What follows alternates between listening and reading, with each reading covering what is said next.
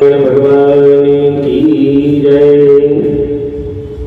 मैं पंडित प्रमोद कृष्ण शास्त्री, श्री लक्ष्मी नारायण मंदिर, station road civil line से आज शरद पूर्णिमा का क्या महत्व है, पेड़े की पूजा कैसे की जाती है और शरद पूर्णिमा की कथा क्या है,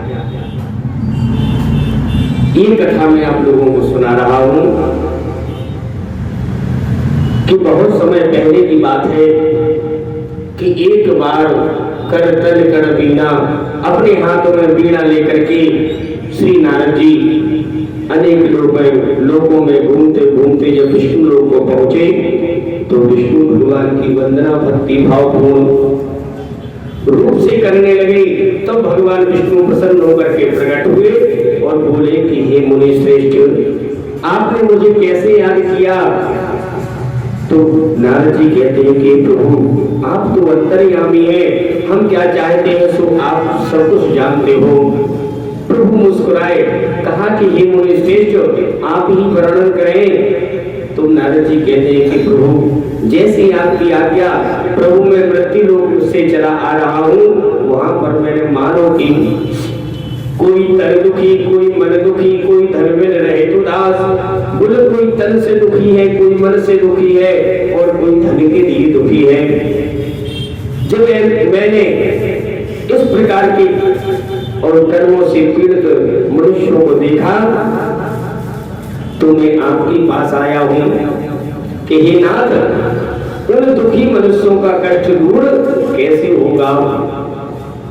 तो भगवान ने कहा कि नारद मुनि, मैं तुमको शरद पूर्णिमा के नाम से जानी जाने वाली, जिसे पूजा गणपति भी कहते हैं, विधि बताता हूँ। इसके विधि विधान करने से मनुष्य के सारे कष्ट दूर हो जाते हैं। सो आप ध्यान लगा करके सुनिए कि मथुरा नगरी में सुभद्रा नाम की एक पंडितान रहती थी।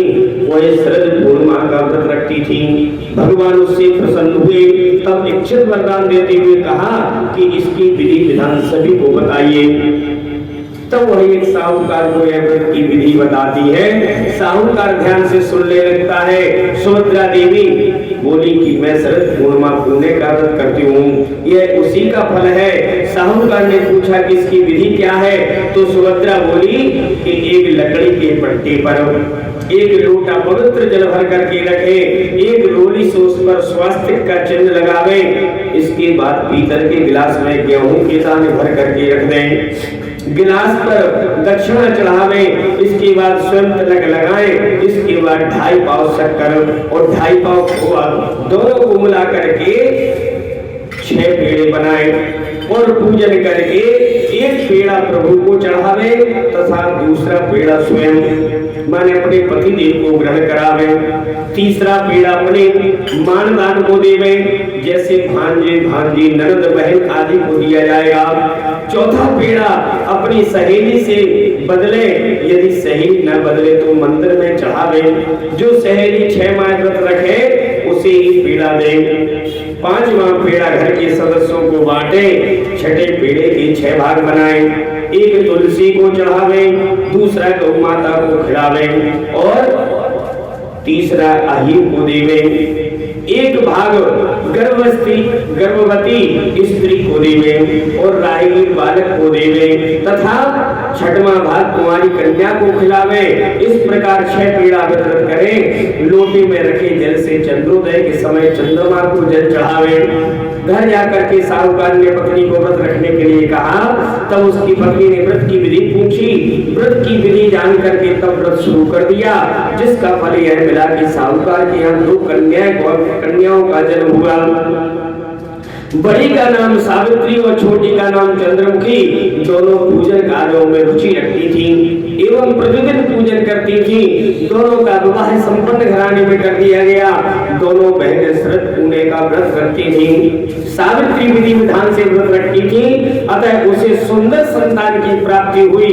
इसके विपरीत चंद्रमुखी कभी व्रत करती, कभी भूल जाती और कभी अधूरा व्रत करती थी, जिसके कारण उसका फल यह हुआ कि उसके पुत्र कुछ भी दिन जीवित रहकर के स्वर्ग सिधार जाते थे। इस कारण चंद्रमुखी दुखी रहती थी। आखिर एक दिन चंद्रमुखी एक ज्योतिषी के कारण जानने के लिए पहुंची तो ज्योतिषी ने कहा कि तुम अधूरा व्रत रखती हो, इस कारण तुम्हारी संतान ईश्वर को प्राप्त करती है। अतः तुम बड़ी बहन सावित्री से विधि विधान पूछ करके व्रत रखो, क्योंकि सावित्री विधि विधान से पूजा करती है एवं श्रद्धा से करती है। प्रत्येक वर्ष की तरह शरद पूर्णिमा फिर से आई तो चंद्रमुखी ने फिर अधूरा व्रत किया, उसका पुत्र ब्रह्ममृत्यु को प्राप्त हुआ। चंद्रमुखी ने अपने व्रत पुत्र को, मरे हुए पुत्र को एक पटे पर लिटा दिया जिस पर वह पूजा करती थी। संयोग से प्रभु इच्छा से उसी समय उसकी बड़ी बहन सावित्री उसके घर पर आई। उसने तुरंत प्रभु का नाम लेकर के वृद्ध बालक के सिर पर हाथ फेरा तो वह भगवान की ऐसी असीम कृपा कि वह जीवित हो गया। चंद्रमुखी खुशी से नाच उठी। तब उसे शरद पूर्णिमा व्रत का महत्व समझ में आया। उसने तुरंत प्रभु से क्षमा मांगी, बारंबार प्रभु के चरण स्पर्श किए और कहा कि ऐसी भूल अब कभी न होगी।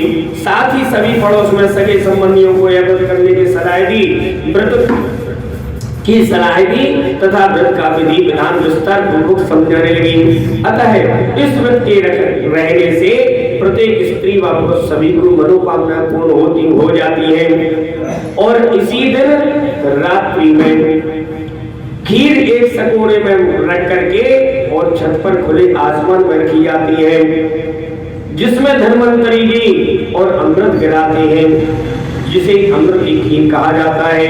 उस खीर को प्रातः काल उठा करके और सपरिवार सहित पान करने से शरीर की आदि व्याधि रोग पीड़ा आदि सभी मनोकामनाएं पूर्ण होती हैं और सारे दुख दर्द दूर हो जाते हैं। बोलिए श्री लक्ष्मी नारायण भगवान